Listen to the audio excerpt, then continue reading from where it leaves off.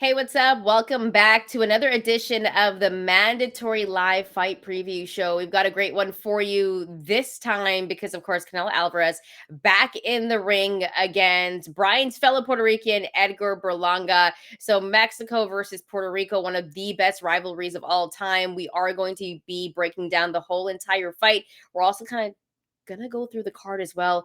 Erislandy Lara, Danny Garcia, the co-main. Kayla Platt is fighting. Cool Boy Steph, Stephen Fulton is going to be back as well. This card is great, Brian. But before we get into all of that, if you like the content, hit that like and subscribe button. Also, follow us on our social media channels. We're at the Mandatory TKO, and you can also find us on the audio side as well. So if you got a couple of minutes, make sure to leave us a review and give us a 5-star because all of that helps the channel and the show grow. And if you already have done all of that, we do appreciate you. The lines for this one, not very. I mean, like, I don't think people are surprised about the lines for Canelo and Edgar Berlanga, but straight up on the money line, Canelo Alvarez a minus 1800 and Edgar Berlanga is a plus 1020. Is this fair? Probably.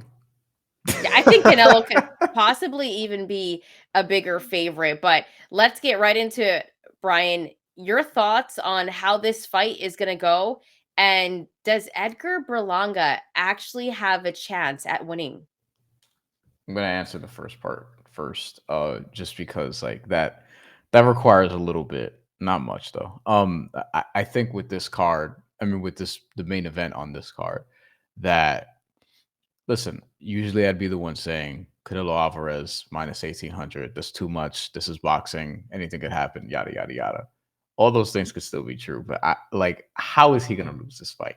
Here's the thing about Canelo Alvarez: 65 fights in his career. 34 years old. Has been a pro for 19 years. He's never been dropped before in his career. And Edgar Berlanga's one calling card that you're gonna have to look at if you seriously think he's an underdog that can win this fight is his power. Edgar Berlanga has been dropped before, has also been dropped as an amateur before. Badly, I would add. Canelo Alvarez has never been dropped.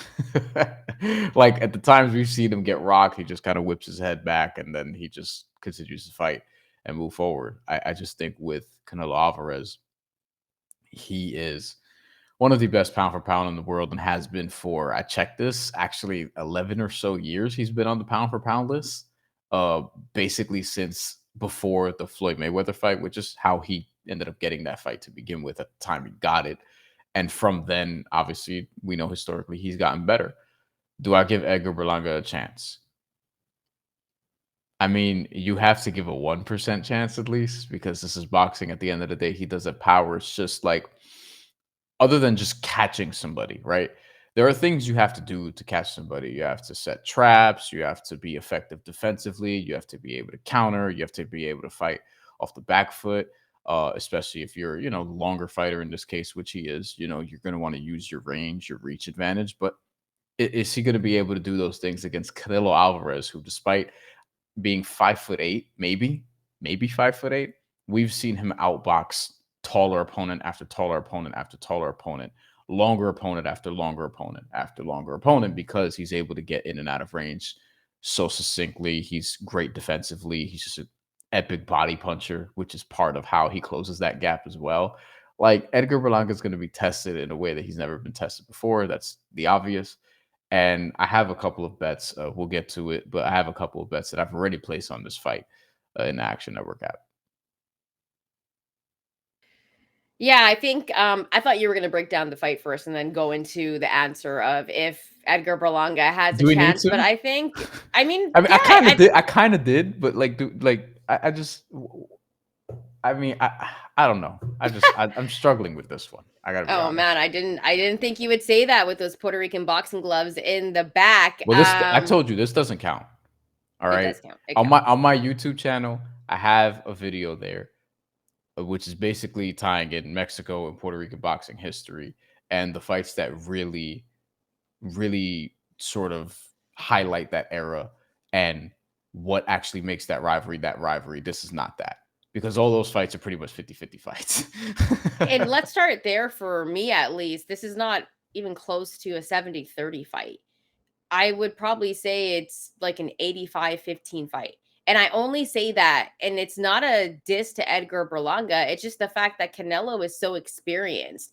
And in this fight, Edgar Berlanga's one chance is going to be that puncher's chance because he does have that power. Is he going to be throwing his hands a little bit more? Is he going to be a little bit cautious? Are we going to get a fight that's like him and Jermell Charlo? Right? That was a fight for Charlo against Canelo where I was like, that's not what I expected from him. And he just tried to survive the whole entire time.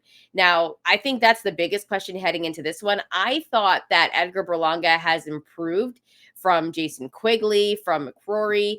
He's gotten better.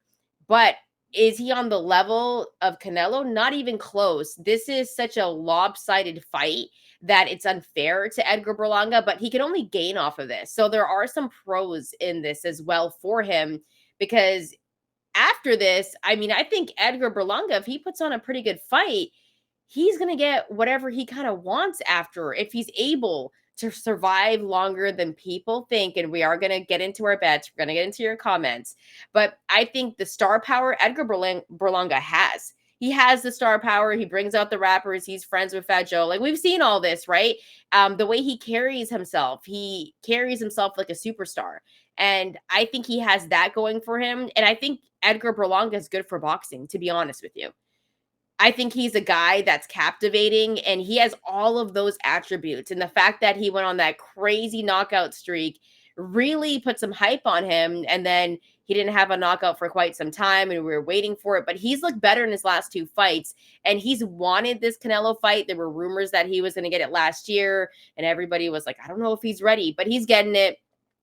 I really would have liked to see him and Jaime Munguia fight rather than him and Canelo and then the winner get Canelo. But, you know, we saw what happened to Jaime Munguia.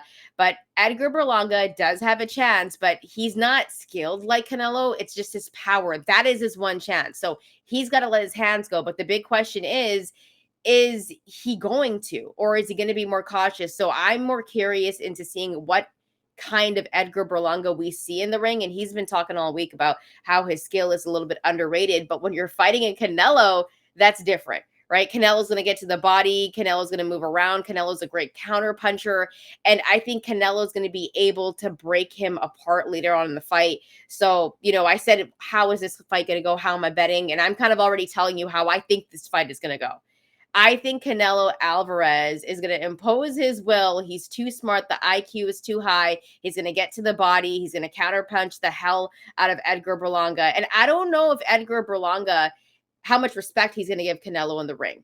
Because he could get in there and be not throwing as much. We could get another Charlo Canelo fight where he's just surviving a little while. But I just think when it gets to the mid rounds, Canelo is going to be breaking him down. And I have Canelo winning in rounds 5 through 8 at plus 160. And I say that because I think it's going to either happen in round 6 or 7. And initially, I was going to take rounds 1 through 6.